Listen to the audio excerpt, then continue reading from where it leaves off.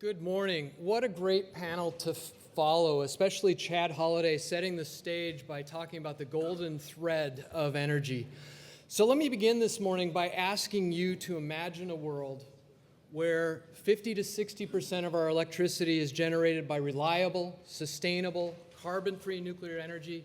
And that's within a diverse, balanced portfolio where we've got, say, 3/4 of our electricity coming from the combination of nuclear and renewable energy, including geothermal, hydroelectric, solar, and wind.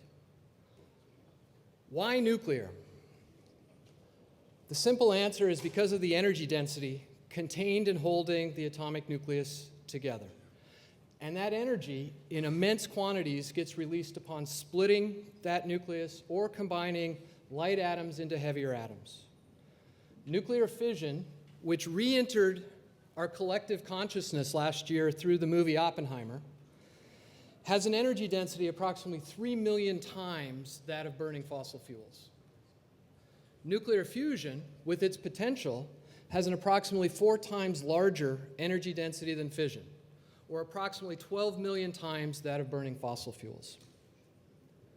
That's the promise of nuclear. I also agree with Jeff Lyash, and I'm going to come back to that later. What's hindering us right now is capital cost and the risk. But let me introduce myself. I was born and raised in Montana, a state that shares a lot of similarities with Tennessee.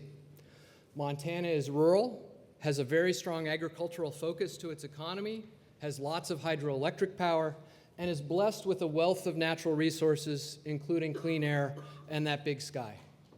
However, Montana does not have Tennessee's manufacturing and automotive industry, its transportation logistics businesses, 2 great universities like Vanderbilt, and our flagship rising land-grant university of the University of Tennessee, nor does it have any nuclear power industry.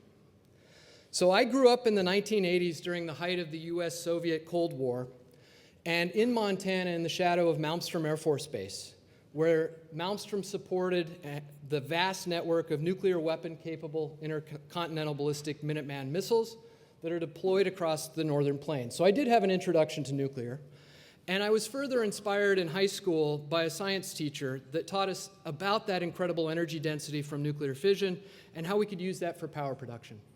That inspiration led me to Georgia Tech in a degree in nuclear engineering. Then I moved to Santa Barbara to perform my PhD studying how the neutrons that leak out of the nuclear fission reactor damage the materials that you use to contain the reactor vessel. Following my PhD, I moved to the Bay Area and worked 4 years at Lawrence Livermore National Lab, where I returned to that nuclear stockpile focus and studied how the radioactive alpha decay in plutonium changes plutonium that is at the heart of our nuclear stockpile and deterrent. I then moved to the faculty of UC Berkeley in nuclear engineering.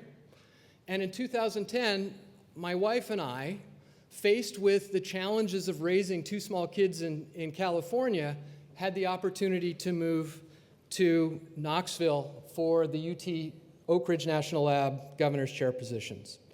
14 years later, I am proud to be a volunteer, and I'm even more thrilled that effective August 1st, I will take over as the Department Head of Nuclear Engineering at the University of Tennessee.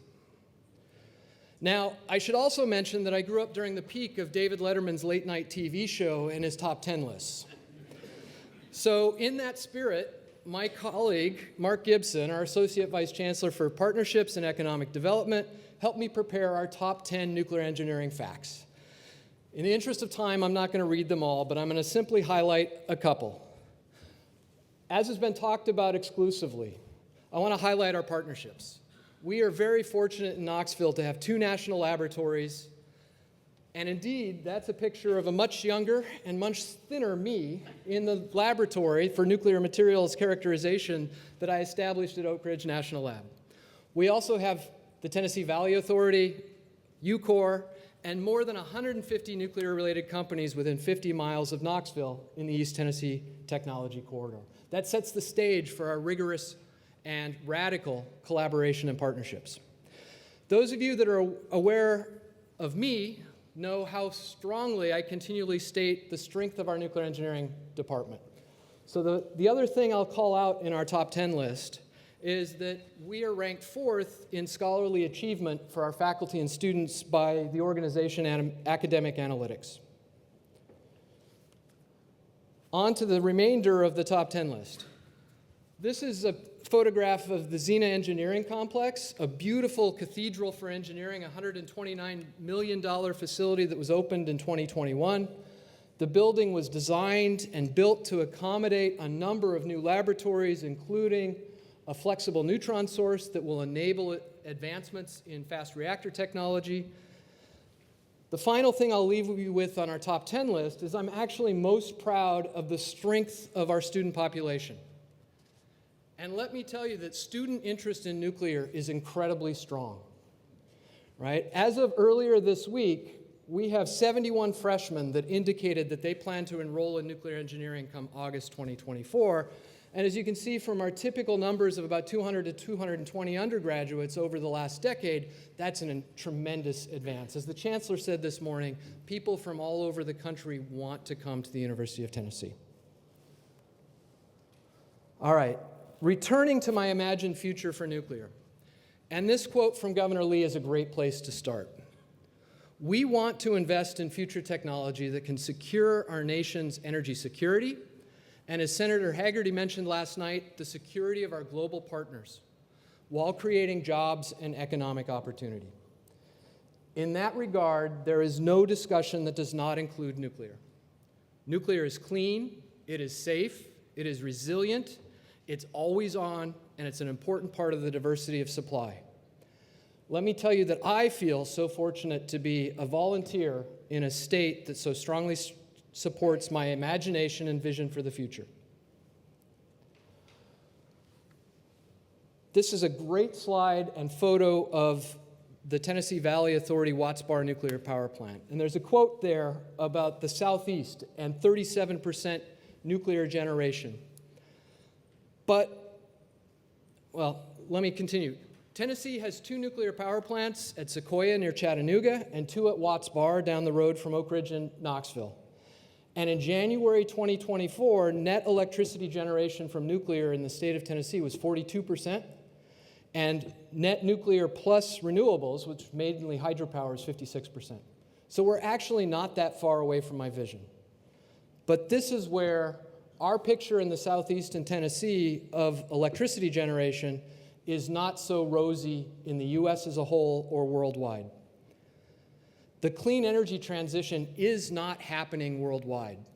I didn't include a plot, but if I were to show you that plot of the energy generation mix between 1970 and 2020, you would see that the energy mix has not changed very much. In 1970, it was more than 80% fossil fuels. In 2019, it was about 78%. The wedges that grew were nuclear and a small amount of renewables, but much less than nuclear. That nearly 50 years with no significant change in our energy transition mix was accompanied by a 2.5 times increase in global energy usage. Further, as we heard about in the panel before and yesterday afternoon, our demand for electricity alone is expected to grow by another factor of 2 by mid-century. That's driven by this huge expansion of data centers and AI. And as was talked about in the previous panel, while Google's making progress in making them more efficient, even Frontier uses approximately 25 megawatts, and most of our data centers are nowhere near that efficient. As well, and Stephen Streifer just mentioned it, we're planning to electrify our transportation industry. That's going to drive increased demand. And as Jeff Lyash told us, nuclear has a capital cost problem. This photo of the TVA Watts Bar plant, Unit 2 was completed and came online in 2016 at an estimated cost of about $6 billion for about 1,150 megawatts. Right? That includes some sunk costs from the late 1980s when the plant was originally mothballed. The 2 new advanced pressurized AP1000 water reactors that Southern Company recently brought online in Georgia at the Vogtle plant cost $34 billion. Right? It's important to note that this is not entirely an intrinsic problem with nuclear costs, but rather more a statement about the atrophied capability in this country to build a nuclear project of that scale on time and on budget. in the United Arab Emirates, in the same time that we were building Vogtle Units 3 and 4, the South Koreans built 4 similar APR 1400 nuclear reactors, 4 instead of 2, for 2/3 of the cost, or about $6 billion total. Right? So that brings us to really the challenge and opportunity that we have in this space of competitiveness. We have a significant opportunity to become, as the Chancellor said this morning, the center of innovation. And we can do that in nuclear, we can do that in transportation, we can do that in a lot of different technologies. We have that opportunity to lead the nation and world towards realizing my vision for nuclear. It's going to require some work. The state of Tennessee has made a commitment, and I'll talk more about that in a moment. But Jeff Lyash really talked and spoke very eloquently about the risk and the capital needs for nuclear at this scale, and that requires that we innovate. We have to reduce those capital costs, the risk profile for the investors. Hopefully, small modular reactors will allow us to build an economy of scale by producing the reactors at a factory, require smaller upfront investments, and into the future, we have the possibility of fusion, and I'm incredibly excited about fusion. The students are incredibly excited about fusion. But fusion's going to be more capital intensive. We need more technology surrounding the reactor, so we have to innovate. Right? Making fusion economic is going to be our challenge. In order to do that, advanced materials and technology, and we've heard a lot of people talk about that. If we can make our plants more efficient, use less raw material inputs, we'll also reduce our capital costs. But it's also project management capability to efficiently manage large projects, further developing a nuclear-grade supply chain, more efficiently and less costly regulations governing the construction and operation of nuclear power plants while we ensure their safety. And finally, we need a workforce to enable efficient and cost-effective construction, operations, and technology. And it's important to note that this is a real opportunity for the state of Tennessee as we try and reach into each and every county, because not all of that workforce needs to be engineers. There's nuclear certified technicians, welders, mechanics. We at UT are partnering with the state on educational initiatives to provide education, recruiting, and inspire middle and high school students, and work with our local community colleges. Right? Succeeding is going to have a huge economic impact. In the Southeast, where we supply nearly 40% of our electricity from nuclear, we support more than a $40 billion impact on the economies of the Southeast, more than 150,000 jobs. And as I alluded to early on with the quote from Governor Lee, the state of Tennessee is providing tremendous leadership and impact. Within the last several years, and the $50 million initial pool has an additional $10 million in this year's budget for the state to drive innovation and recruit companies.